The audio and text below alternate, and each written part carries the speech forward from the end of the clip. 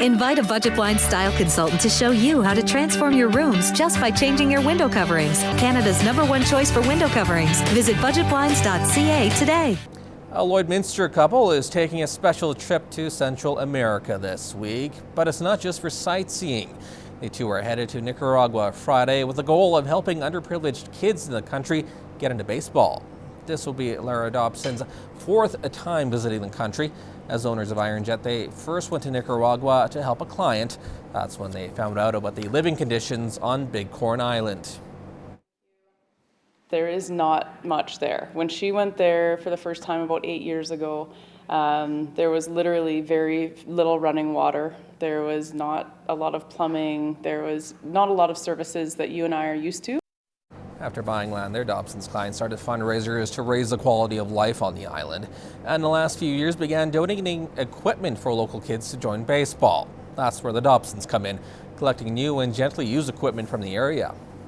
It's a great, neat community, and there's very few activities there, and so if we can continue to help them have things to do other than live. You know, they don't do much more than exist. There's not a lot of industry there. Basically, it's lobster and the little bit of tourism that they get. It's honestly only $300 to purchase a team there, which gives 18 guys a chance to play ball for an entire season for $300. That pays all their umpires, it pays for everything, all their entry fees to everything, and then we have to try to help them out with their equipment. The couple is planning on going back to the country again in December. If you'd like to get involved or donate to the cause, you can email chris@ironjet.ca.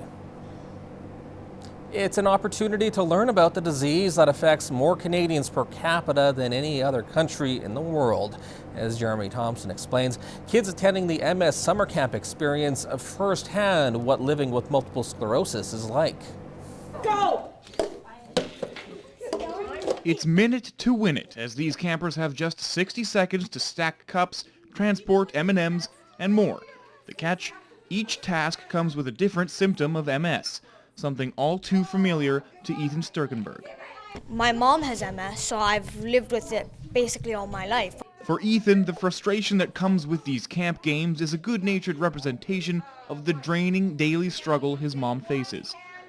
You do a lot more work around because you have to help, and it's tricky because sometimes you just don't want to do anything, or you're tired, but you still need to do something, or you need to help them because they need the help. We teach them what all the symptoms and signs are, and we also show them how they can help their loved one.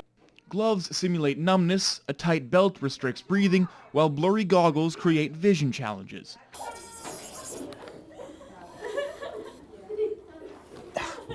With all this stuff on, even these simple tasks become really difficult. It's a powerfully frustrating experience that's not lost on the campers. It would be really painful to not breathe.